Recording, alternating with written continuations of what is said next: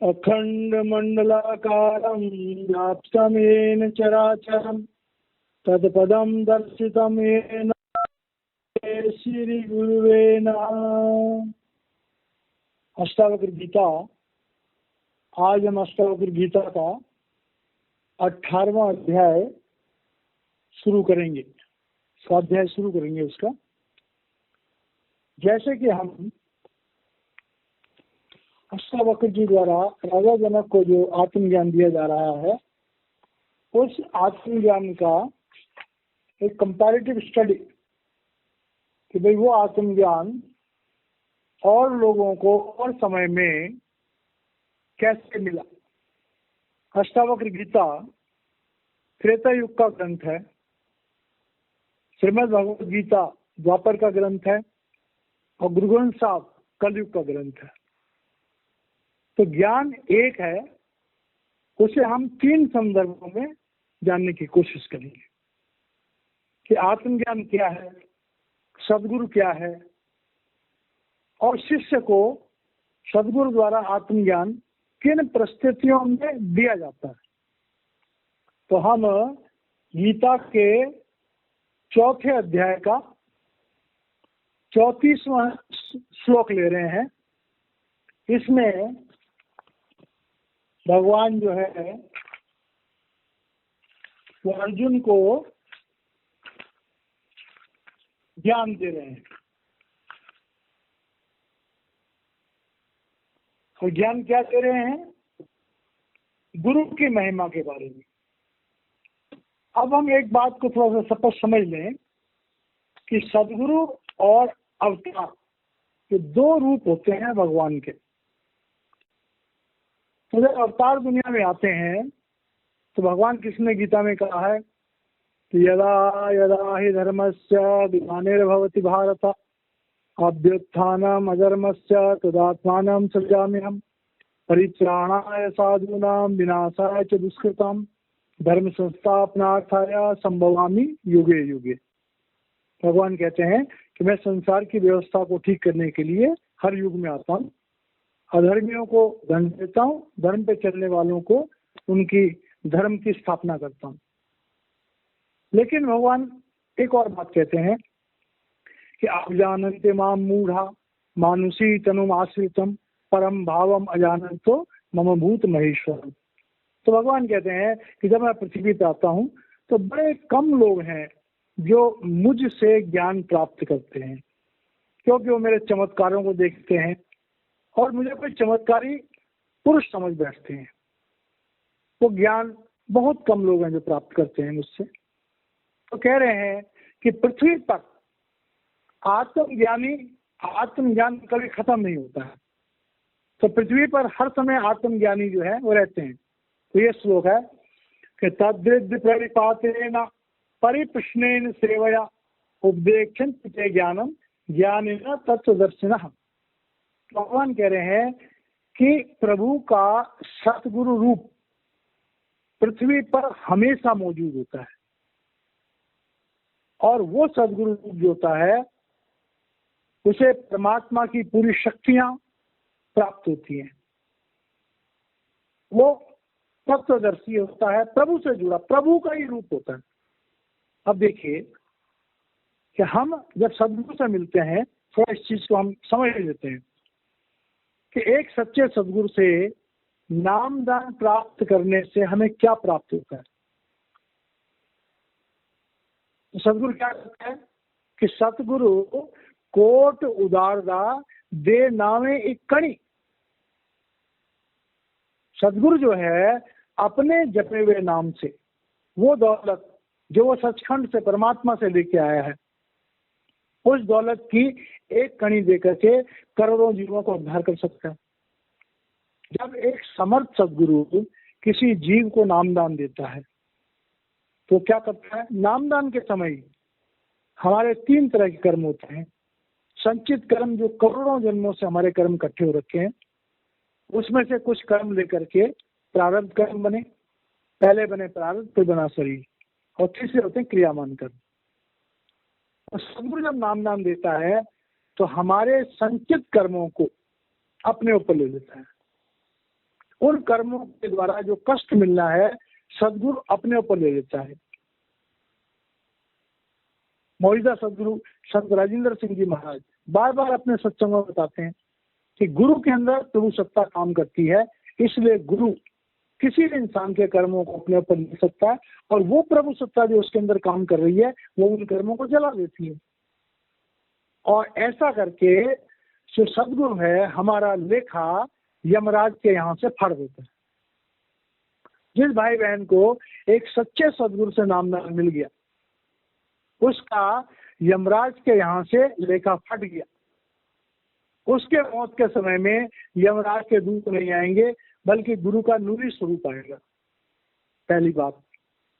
दूसरी बात, गुरु जब नामदान देता है तो पहले दिन ही हमें अपनी तवज्जो दे करके हमें ज्योति और श्रुति का जाति अनुभव करा देता है। जब एक बार हमारे अंदर में ज्योति प्रकट हो जाती है, शब्द प्रकट हो जाता है, तो हम मनुष्य जीवन से नीचे नहीं जाएंगे। नामदान लेने के बाद अगर हम दोबारा भी जन्म लेंगे तो मनुष्य जन्म से नीचे नहीं जाएंगे। तो एक तो हमारा काल के यहाँ से लेखा फट गया, यमराज के यहाँ से हमारा कोई कनेक्शन नहीं है, हमारा जो लेखा है वो गुरु के पास आ गया, हम मनुष्य जन्म से नीचे नहीं जाएंगे। उसके बाद 5 नाम का सिमरन देते हैं। तो जो भाई बहन 5 नाम का सिमरन सिलसिला रोज नाम जपते हैं उनकी कभी अधोगति नहीं हो सकती। लेकिन इसमें जरूर है कि नाम लेने के बाद गुरु सत्ता से उसका लिंक बना लेना चाहिए। अगर नाम लेने के बाद कोई आदमी पथ भ्रष्ट नहीं हुआ और गुरु के कहने पे चल रहा है तो उसकी कभी अधोगति नहीं हो सकती, क्योंकि गुरु साक्षात परमात्मा है। 5 नाम का सिमरन करने से हमारे संकल्प और विकल्पों पर अंकुश लगता है और गुरु जो है अपना नूरी स्वरूप शिष्य के आज्ञा चक्र में स्थापित कर देता है। तो एक सच्चा जो गुरु होता है वो साक्षात परमात्मा ही है। बस ये है कि उसका कहना हमें मानना होता है। जब भी महाराज जी नामदान देते हैं तो क्या कहते हैं भाई, 2-3 कंडीशन है। पहली कंडीशन है कि एक परम पिता परमेश्वर में विश्वास कर, देवी देवता किसी खास काम के लिए बनाए गए हैं, वो पूजनीय है, लेकिन हमें उनसे कुछ मांगना नहीं है। मांगना है अपने सदगुरु से मांगो। दूसरा है हमें धर्म के रास्ते पर चलना चाहिए, सच्चा और पवित्र जीवन हमें जीना चाहिए, हमें परोपकार का जीवन जीना चाहिए, सिमरन करना चाहिए, भजन करना चाहिए और अपने जीवन की पड़ताल करनी चाहिए और परोपकार करना चाहिए। अगर ऐसा हम करते हैं तो हमारी आध्यात्मिक यात्रा बढ़ती चली जाएगी, बढ़ती चली जाएगी, बढ़ती चली जाएगी। और इसके बदले में गुरु कुछ लेता नहीं है। तद्विधि प्रणिपाते हैं ना, वे गुरु के पास जाकर के और श्रद्धा से जिज्ञासा करो। अब श्रद्धा से जिज्ञासा करने की जो बात आती है तो अलग अलग समय में अलग अलग रही है। अक्सर महापुरुषों ने 10-10, 12-12 साल निष्कपट निष्काम सेवा गुरु दरबार में करी है, तब उनको आत्मज्ञान मिला। तो कह रहे हैं इस श्लोक के माध्यम से कि भाई वो ज्ञान जिसे हम आत्मज्ञान कहते हैं वो एक आत्मज्ञानी ही दे सकता है जिसके पास वो दौलत है। अब जो आत्मज्ञानी देता है तो उसके बाद हमारे जीवन में क्या परिवर्तन आता है, तो दूसरे श्लोक में बता रहे हैं कि आपि चेदसि पापेभ्यः सर्वेभ्यः पाप कृतमः सर्वं ज्ञान पल्लवेनैव वृजनम संतरस्यति। अब यहाँ पर भगवान कृष्ण कह रहे हैं अर्जुन को, अर्जुन कान खोल के सुन ले, जो किसी सत्य सद्गुरु से नामदान लेता है, नामदान लेने से पहले वो जितना मर्जी बड़ा पापी हो, उसने जितने मर्जी बुरे कर्म किए हो, अगर एक बार वो गुरु की शरण में आ गया तो ज्ञान जो है उसे, गुरु जो है उसे ज्ञान रूपी नौका में बिठा देगा, मतलब उसे अपने संरक्षण में ले आएगा। फिर उसका कोई बाल बांका नहीं कर सकता है। और जो शिष्य के कर्म है उनको क्या करेगा, यथा ध्यान से समिद्धो अग्नि भस्मसात कुरुते अर्जुन ज्ञानग्नि सर्व कर्माणि भस्मसात कुरुते तथा। कहते हैं जैसे हजारों मन लकड़ी हो और उनका अंबार लगाओ तो एक आग की चिंगारी जो है हजारों मन लकड़ी को जला के भस्म कर देती है। ऐसे ही गुरु का जो ज्ञान है, उसका जो नाम है, उस नाम की एक कणी से हमारे करोड़ों जन्मों के जो पाप हैं, जो संचित कर्म है, उनका नाश हो जाता है। नहीं ज्ञाने न सदृशम पवित्रम यह विद्यते तत्सुद्धा कालेन आत्मनिविन्दति। उसके बाद भगवान कृष्ण कह रहे हैं कि अर्जुन, तीन लोकों में आत्मज्ञान के सिवाय कोई दूसरा रास्ता नहीं है कि जो हमारी आत्मा मन इंद्रियों के दायरे से छूट जाए, पवित्र हो जाए और टाइम एंड स्पेस त्रिगुणातीत होकर के उस प्रभु में लीन हो जाए। तो भगवान कह रहे हैं अर्जुन को कि यार अर्जुन, मैं वो आत्मज्ञान तुझे दे रहा हूं जिस आत्मज्ञान को प्राप्त करके मनुष्य त्रिगुणातीत हो जाता है। उसके बाद उसका काल से कोई संबंध नहीं रहता, कर्मों के विधान से कोई संबंध नहीं रहता, किसी रूप में कोई संबंध नहीं रहता। अभी बात द्वापर युग की है। उधर त्रेता युग में अष्टावक्र जी राजा जनक को भी यही बात बता रहे हैं। अब इधर कलयुग में श्री गुरु ग्रंथ साहब के अंतर्गत कल हमने यहाँ पर अपनी चर्चा छोड़ी थी कि लैना जी गुरु अंगद देव जी महाराज जी बन गए हैं और गुरु गद्दी संभाल ली उन्होंने। अब लैना जी के जो हैं दो साहबजादे हैं, दासू जी और दातू जी, और दो उनकी साहबजादियां हैं, लड़कियां हैं, एक अमरो जी और एक अनोखी जी। अब विधि का विधान है कि परमात्मा ने किस इंसान को आत्मज्ञान देना है और किसको क्या पदवी देनी है, उसने पहले से निश्चित की होती है। अब गुरु अंगद देव जी महाराज जी की जो लड़की अमरो, बीबी अमरो, तो बीबी अमरो की शादी जो है इधर बासर गांव में अमरदास जी के भतीजे के साथ ब्याही हुई है। एक संजोग है प्रकृति का। अब हमारे सामने एक नाम उजागर हो रहा है, श्री अमरदास जी, जो बाद में श्री गुरु अमरदास जी बने।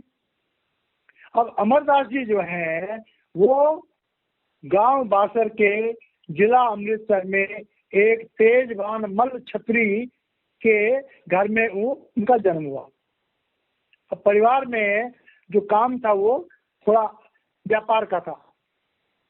तो जब बड़े हुए तो अमरदास जी महाराज जो हैं वो गांव-गांव में जाकर के और माल बेचा करते थे। ये इनका एक पारिवारिक काम था। लेकिन बचपन से ही वो बड़े प्रभु भक्त थे। जीवन बड़ा पवित्र। इंसान की जो अच्छाइयाँ होती है सब भगवान ने उनमें पहले से दी थी। अब जैसे हर इंसान का कहीं ना कहीं धार्मिक झुकाव होता है, तो उनका धार्मिक झुकाव जो है वो तीर्थों की तरफ था। और तीर्थों में हरिद्वार के प्रति उनकी आस्था बहुत ज्यादा थी। और इतिहास कहता है कि उनको इतनी आस्था थी कि जब भी वो हरिद्वार की यात्रा के लिए जाते थे तो अक्सर नंगे पैर जाया करते थे। बड़ा कष्ट होता था, लेकिन उनकी श्रद्धा थी। और वो जो भी कृत करते थे, जो भी कमाई करते थे, उसमें से 10वां हिस्सा बचा के रखते थे।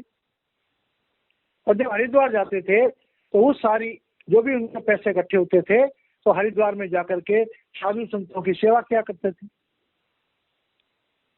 वहां पर जितने दिन रहते थे, जो भी पुण्य कर सकते थे, स्नान करते थे, साधुओं के साथ समय बिताते थे।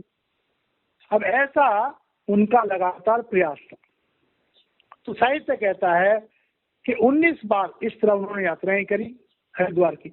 20वीं बार जब वो यात्रा करने के लिए गए तो रास्ते में उनके पैरों में बहुत दर्द हो गई। मजबूर होकर के उन्हें रास्ते में एक मिहिड़ी गांव नाम की जगह पड़ती है, वहां पर उनको रुकना पड़ा। और भी लोग उनके साथ थे। तो वहां पर एक बड़ा ही धार्मिक व्यक्ति थे, एक पंडित जी थे, उनका नाम था दुर्गा। अब दुर्गा पंडित जी के यहाँ पर विश्राम करने की व्यवस्था थी, तो वो वहां पर रुक गए। तो पंडित जी से उनका वार्तालाप हुआ। पंडित जी बड़े खुश हुए कि भाई इतने धार्मिक इंसान है, लेकिन उन्होंने कहा कि भाई तुम बड़े कष्ट सहते हो और तुमने अपने पैरों का कितना बुरा हाल कर दिया है। तो जैसे एक अच्छा इंसान होता है, पंडित जी बड़े अच्छे इंसान थे, तो उन्होंने बड़े प्यार से उनको कुछ तेल या कुछ ऐसी चीज दी कि अपने पैरों पर लगा लो। तो पंडित जी ने क्या देखा कि उनके पैरों में पद्म का निशान था। पंडित जी बड़े हैरान हुए। उन्होंने अमरदास जी से कहा कि भाई आपके पैरों में तो पद्म का निशान है, और पद्म का निशान मतलब ये होता है कि इंसान या तो छत्रपति राजा बनता है या कोई ऐसा इंसान बनता है कि जो जग प्रसिद्ध हो। तो उन्होंने कहा जी कि आपने तो एक बहुत बड़ा इंसान बनना है। तो अमरदास जी ने चलते हुए उनको कुछ, पंडित जी को कुछ भेंट देने की कोशिश करी। उन्होंने उनसे जो सहायता करने की, तो उन्होंने कहा नहीं जी, हम अभी आपसे कुछ नहीं लेंगे, जब आप किसी बड़ी पोजीशन पर पहुंच जाओगे तब हम आपसे कुछ लेंगे। अब ऐसा होकर के वो घर वापस आए। अब इस तरह से उनकी यात्राएं चलती रही।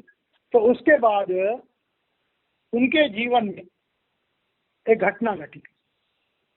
एक दिन की बात है कि सुबह का समय था, तो उनके घर में गुरु अंगद देव जी महाराज जी की पुत्री जो बीबी अमरो थी, उनके भतीजे के लड़के को ब्याही हुई थी। तो मकान तो एक ही था, इसमें परिवार के सब लोग रहते थे।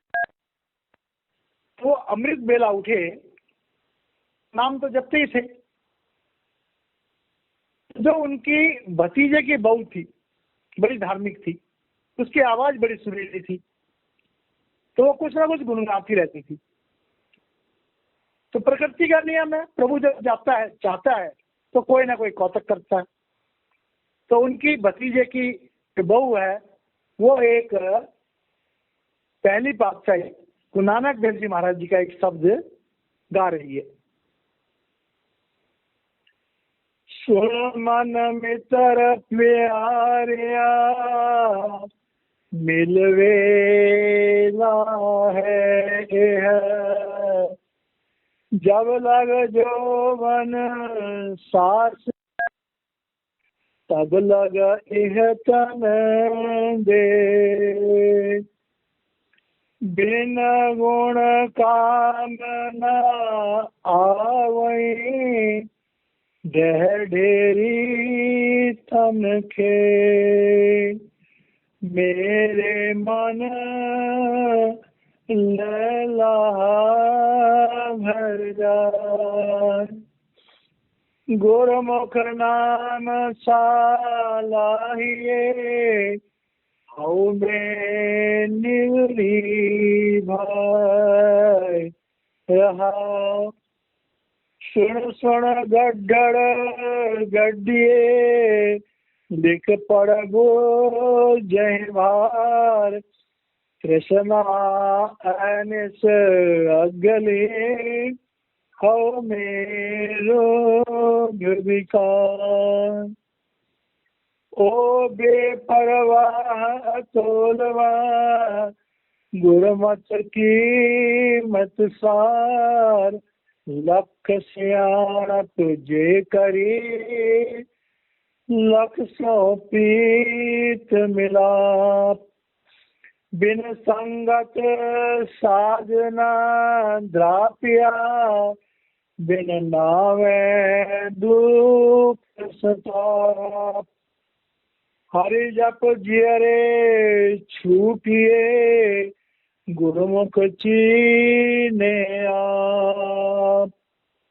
तन मन गुरु पेचिया, मन दिया सिर नाल, त्रिभुवन खोज डंडोलिया, गुरुमुख खोज निहाल, सतगुरु मेल मिलाया, नानक सो प्रभु नाम, नानक सो प्रभु नाम। अब अमरदास जी ने सुबह अमृत बेला में बजा अपने ध्यान लगाने के बड़े प्यार से इस शब्द को सुना। अब उधर बीबी अमरो भाव विभूल होकर के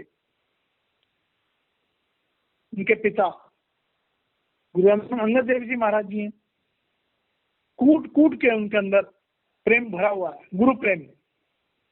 उधर बीबी अमरो आंसू बहा रही है गुरु प्रेम में, और इधर अमरदास जी घर तो पास पास ही थे, वो आंसू बहा रहे हैं इस शब्द को सुन करके। विधि का विधान है, प्रभु जो है जब चाहता है तो कोई मेल मिलाप कर देता है।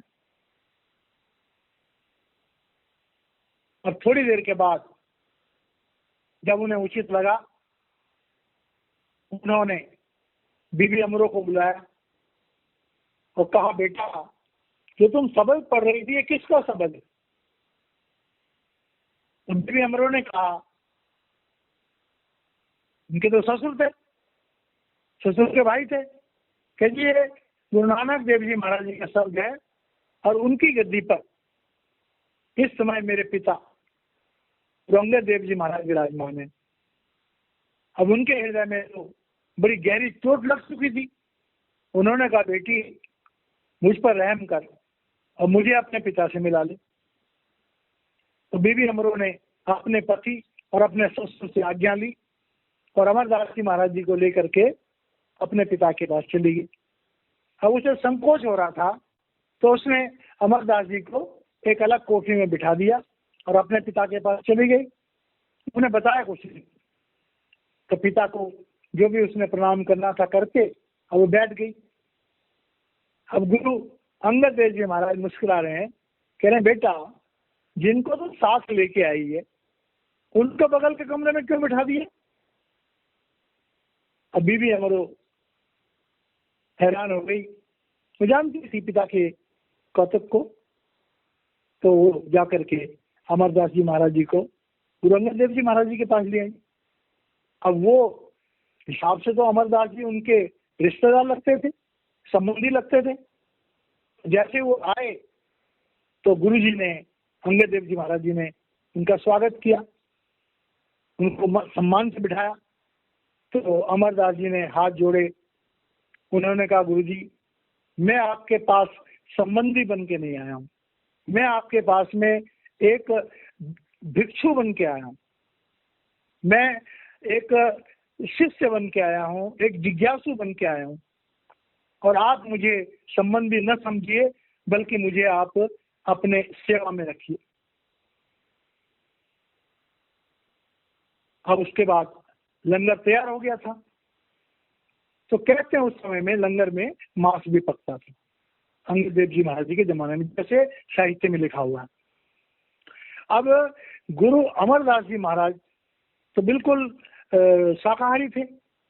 अब उनके मन में एक संशय पैदा हो गया कि भाई हम लंगर खाने जा रहे हैं, गुरु जी साथ में, कहीं ऐसा ना हो कि मुझे मांस परोसा जाए, अगर मैं मांस खाता हूं तो मेरा प्राण टूट जाएगा, मैं खा नहीं सकता, और नहीं खाता हूं तो गुरु के प्रसाद की अवहेलना हो जाएगी।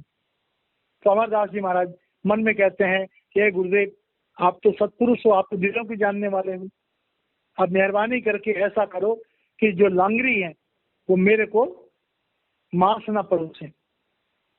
तो जैसे पंडित जाके बैठे तो गुरुजी ने कहा कि देखो भाई लांगरियों को कि ये शुद्ध वैष्णव हैं और आप इनको मांस मत परोसना। तो अमरदास जी महाराज जी को एक हिंट मिल गया कि गुरुजी जो है वो दिलों की जानने वाले हैं। अब लंगर छका, और लंगर छकने के बाद जो है आकर के गुरु गद्दी के पास आके बैठ गए।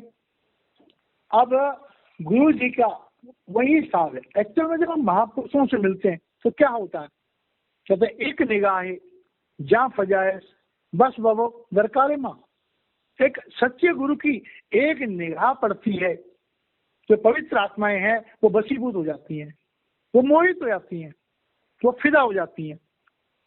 अब अमरदास जी महाराज जो है वो गुरु अंगद देव जी महाराज जी वो फिदा हो गए। अरे फिदा हो गए तो भैया वो तो वहीं चिपक गए। अब जो भी काम थे गुरु अंगद देव जी महाराज जी के, उनके निजी काम सब करने शुरू कर दिए। उनके लिए जल लाना, उनके लिए आसन बिछाना, उनके कपड़े धोना, उनको लंगर परोसना, जो भी उनके निजी काम थे वो करने लग गए। अब निजी काम करने में अक्सर में संगत में लोग बहुत डरते हैं, क्योंकि एक सच्चे गुरु के नजदीक जाते हुए सबको डर लगता है। गुरु के निजी काम, गुरु के निजी जीवन में वही आदमी इन्वॉल्व होगा जो एक 100% प्योर इंसान होगा। नहीं तो अपने, अगर हमारे विचारों में कोई कमी है तो गुरु के पास जाकर के आदमी थर थर कांपता है। अब अमरदास जी महाराज जो है वो गुरु जी के सारे काम कर रहे हैं और गुरु जी के जल सवेरे लाते हैं, उनको स्नान कराते हैं। इस बारे में परम संत कृपाल सिंह जी महाराज बड़े प्यार से कहा करते थे कि भाई प्रभु भक्ति के रास्ते पर गुरु अमरदास जी महाराज जी जैसा त्याग, गुरु सेवा, कहते हैं शायद ही कोई दूसरा एग्जाम्पल है।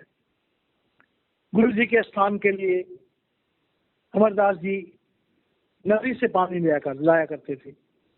और लाना कोई बड़ी बात नहीं, लेकिन उनका भाव देखो कि वो सारे रास्ते उल्टे पांव जाते थे कि गुरु जी की तरफ पीठ ना हो, और पूरे रास्ते उल्टे पांव जाकर के फिर पानी लाते थे। और वो भी सूर्य उदय होने मुंह अंधेरे, तो ये उनका काम था। अभी इस तरह से जो है गुरु जी की सेवा चलती रही। हर साल गुरु जी जो है उनको खुश होकर के जैसे प्रसाद बांटते हैं तो गुरु जी उनको एक अंगोछा भेंट किया थे। तो गुरु अमरदास जी महाराज उस अंगोछे को जो है अपने सर पर बांध देते। तो 11 साल बीत गए, रात और दिन गुरु जी की सेवा करते हुए। उनके जीवन में गुरु जी की सेवा के अलावा कुछ भी नहीं था। 11 साल बीत गए। 11 साल में उनको 11 अंगोछे मिले। उन्होंने 11 के 11 अंगोछे जो है अपने हर समय और गुरु की सेवा में लगे होते थे। अब एक दिन की बात है, वो भी गुरु की इच्छा होती है कि एक दिन जो है जिस तरह सुबह जाकर के वो पानी लेने जाया करते थे, तो उन्होंने अपनी गागर उठाई, अब पानी लेने चले। तो रास्ते में एक जुलाहे का घर पड़ता था। तो जुलाहे की जो खड्डी होती है उसमें खूंटे लगे होते हैं, तो वो उल्टे पैर जाते थे। तो अंधेरे में उनको दिखाई नहीं दिया और उनकी खड्डी से उनका पैर उलझ गया, वो गिर पड़े।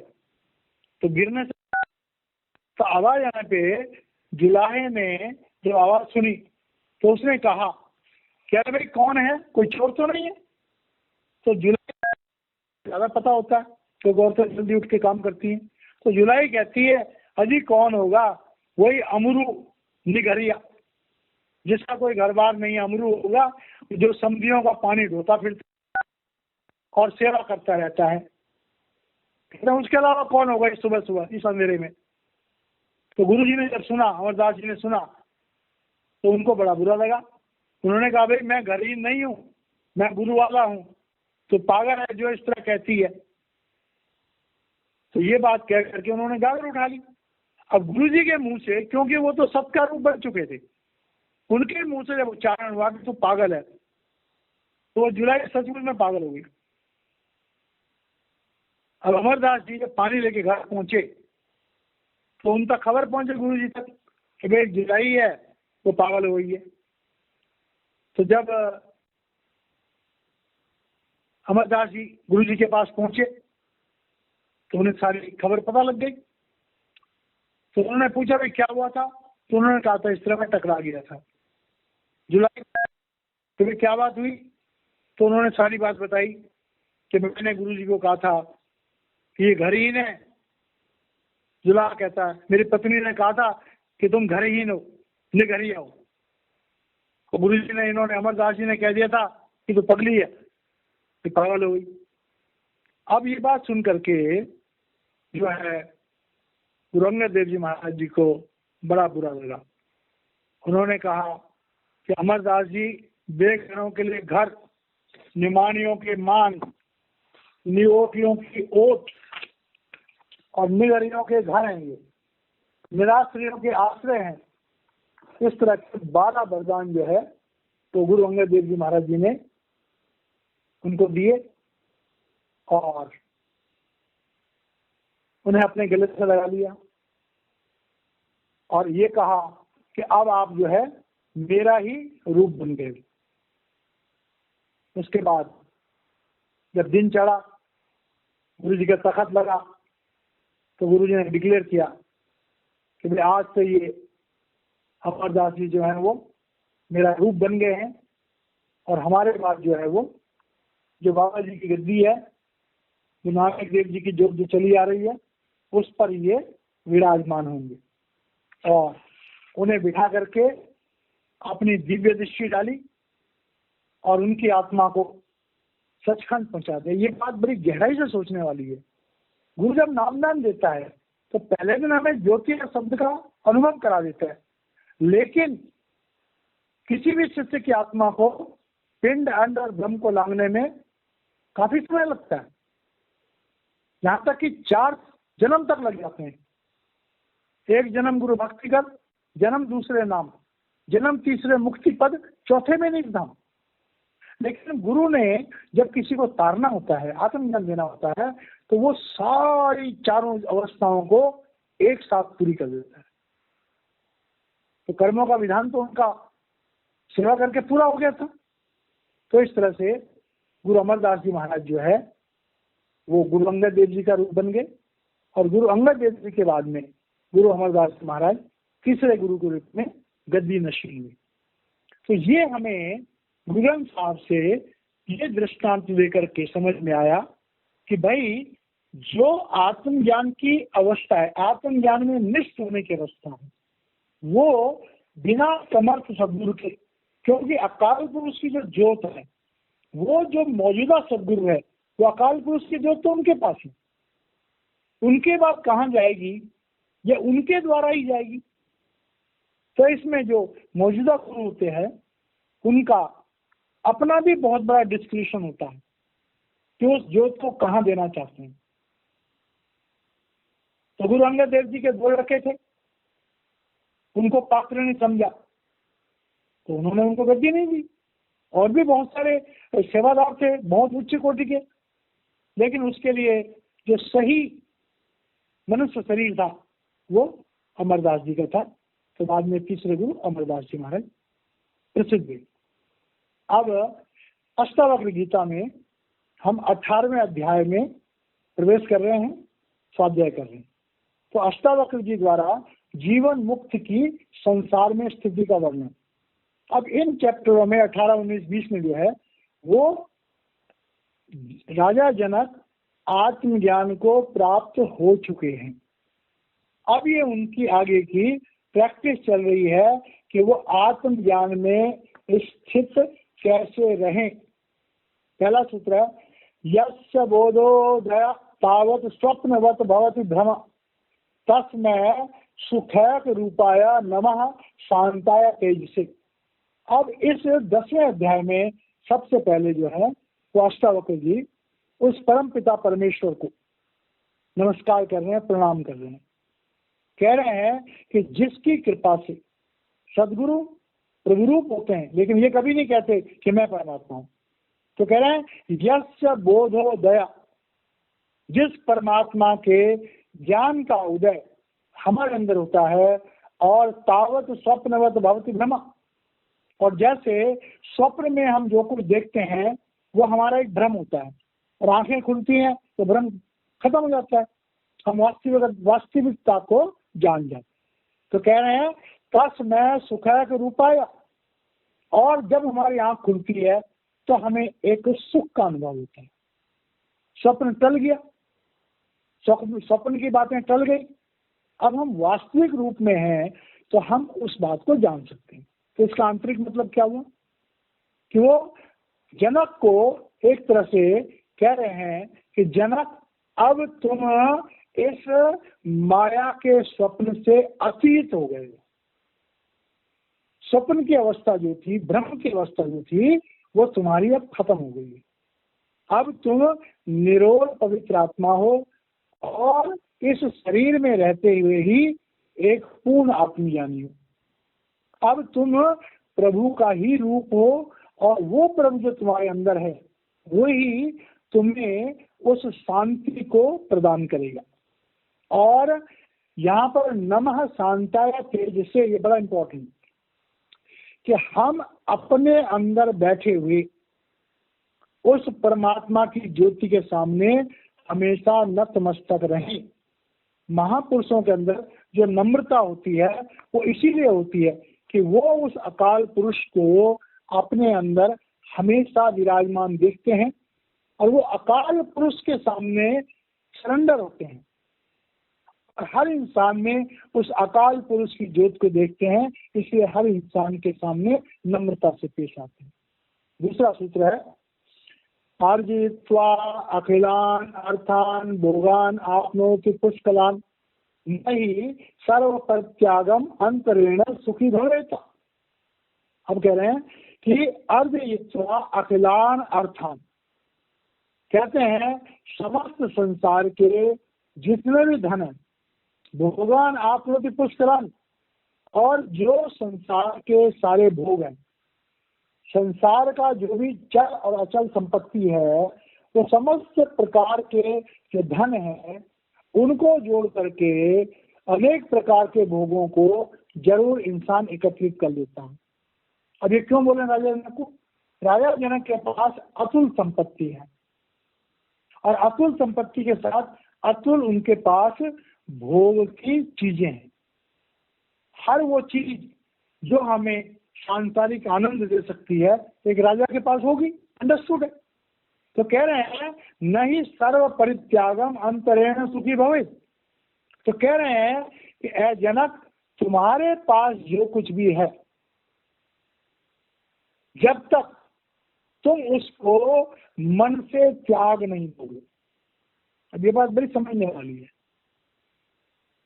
महापुरुष कभी नहीं कहते तो तुम घर बार छोड़ दो। महापुरुष कहते हैं प्रभु के बताए हुए रास्ते पर चलो, प्रभु ने जो जीवन हमें दिया उस जीवन को जियो, लेकिन सब कुछ प्रभु का समझ करके उसमें से आसक्ति को खत्म कर दो। जब तुम्हारी आसक्ति खत्म हो जाएगी तो चाहे तुम्हारे पास अरबों की दौलत है और चाहे तुम्हारे पास कुछ नहीं है, नहीं तो क्या होता है, धन जो है वो बड़ी खतरनाक चीज है। धन मनुष्य के मन को चंचल करता है। तो कह रहे हैं अब तुम जब सब कुछ प्रभु को समर्पण करके समझोगे तो तुम संसार की वासनाओं से मुक्त हो जाओगे। हम कह रहे हैं कर्तव्य दुख मार्तंड ज्वाला दग्ध अंतरात्मनः कुतः प्रसम पीयूष धारा सार मृत्य सुख। अब कह रहे हैं कि कर्तव्य दुख मार्तंड ज्वाला दग्ध आत्मनः। अब कह रहे हैं कि जो हमारे कर्मों के विधान के मुताबिक हमें दुख मिलते हैं, बड़ी समझने वाली बात है, उन दुखों की जो ज्वाला है वो बड़ी खतरनाक होती है। क्यों? क्योंकि हमारे जीवन में सुख और जब दुख आते हैं तो उसका हमारे अंतःकरण पर बहुत बड़ा असर होता है। और हमारे अंतःकरण में जब तक हम उस आत्मज्ञान से नहीं जुड़ते हैं तब तक उसको ठंडक नहीं मिलती है। इसका कहने का मतलब क्या हुआ कि संसार में जितने भी लोग हैं वो संसार के सुख और दुख रूपी वासनाओं के उस ताप से तपते रहते हैं। और आत्मा क्योंकि मन इंद्रियों के साथ जुड़ी हुई है तो आत्मा भी दुखी होती है।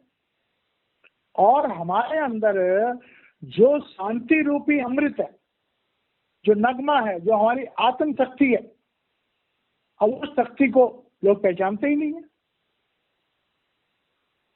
भाई आत्म शक्ति सबके पास है, परमात्मा सबके अंदर है, लेकिन जानते ही नहीं है, इससे दुखी है।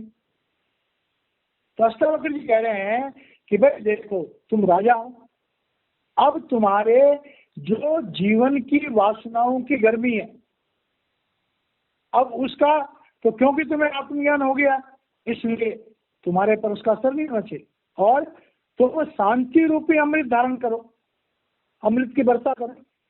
मतलब जो ज्ञान, जनक को कह रहे हैं कि जनक जो ज्ञान तुम्हें मिल चुका है, इस ज्ञान को जिंदगी में उतारो। तुम्हारे कर्तव्य हैं, तुम्हारे कर्म हैं, ये प्रभु को अर्पण कर दो, प्रारब्ध के अंतर्गत हो जाओ, गुरु की शरण में हो जाओ, गुरु की ओट में हो जाओ। तब की वाव न लग गई पार ब्रह्म शरण आई। जो इंसान पार ब्रह्म की शरण में आ गया, उसे दुखों की जो ताप है, जो संसार के दुख हैं, वो उसका कुछ नहीं बिगाड़ सकते। तो कह रहे हैं ऐसे तुम जो है सुखी हो जाओ। आगे कह रहे हैं भव अयम भावना मात्रो कश्चित परम परमार्थतः न अस्ति अभावः स्वभावानाम भाव अभाव विभाव विनाम। हम कह रहे हैं कि ये जन जो दुनिया है, जनक को कह रहे हैं कि भवो अयम भावना मात्र। यह जनक, जब तुमने वास्तविकता को समझ लिया और तुम समझ गए हो ये संसार जो है वो माया का रूप है। जब तक हमारी भावना होती है इस संसार के बारे में, तभी तक ये संसार हमें नजर आता है। न कश्चित परमार्थतः, और जब हम इसको परमार्थ की तरफ देखते हैं, जब इसे हम आत्मज्ञान की तरफ देखते हैं, तो हम देखते हैं कि ये संसार जो है झूठा, कि चलायमान है, नाशवान है। जो दिखाई दे रहा है ये ज्यादा दिन रहेगा नहीं। तो ये बात जब आत्मज्ञानी के सामने जब स्पष्ट हो जाती है, ना अस्ति भाव, तब वो इस संसार की क्या भावना करेगा, क्या आकांक्षा करेगा, क्या इस संसार में मोहित हो गया, स्वभाव नाम, और फिर उसका स्वभाव बन जाता है कि भाई ये संसार कुछ नहीं है। मतलब इस संसार की वासनाओं का उसके अंतःकरण के ऊपर रत्ती भर भी असर नहीं होता। भाव अभाव विभागी नाम, और जितने भी संसार में ये पदार्थ बने हुए हैं हमें सुख और दुख देने के लिए, इनकी स्थिति का, इनके होने का आत्मज्ञानी के ऊपर कोई फर्क नहीं पड़ता। अब इसे हम सरल भाषा में समझें। जब किसी को आत्मज्ञान हो जाता है, अगर मनुष्य है, उसकी पत्नी होगी, बच्चे होंगे, भाई बहन होंगे, रिश्तेदार होंगे, तो वो किसी से भागता नहीं है, वो अपने में निष्ठ हो जाता है, अपने मन को काबू कर लेता है। जो मन वासनाओं के पीछे भागता है, काम क्रोध लोभ अहंकार के पीछे भागता है, उसको वो रोक लेता है। अब काम क्रोध लोभ,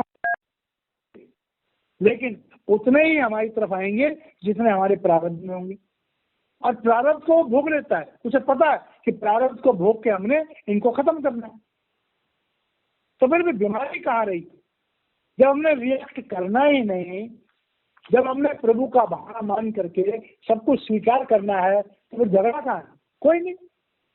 आगे कहते हैं न दूरम न च संकोचात लब्धम एव आत्मना पदम निर्विकल्पम निरायासम निर्विकारम निरंजनम। अब क्या कहते हैं कि जैसे हम लोग कहते हैं कि परमात्मा, हम सोचते हैं परमात्मा सचखंड में है, परमात्मा अनादि में है, परमात्मा अनंत लोकों में है। तो कह रहे हैं भाई न दूर न च संकोचात। अब कह रहे हैं वो परमात्मा दूर है जब वो परमात्मा नजदीक है।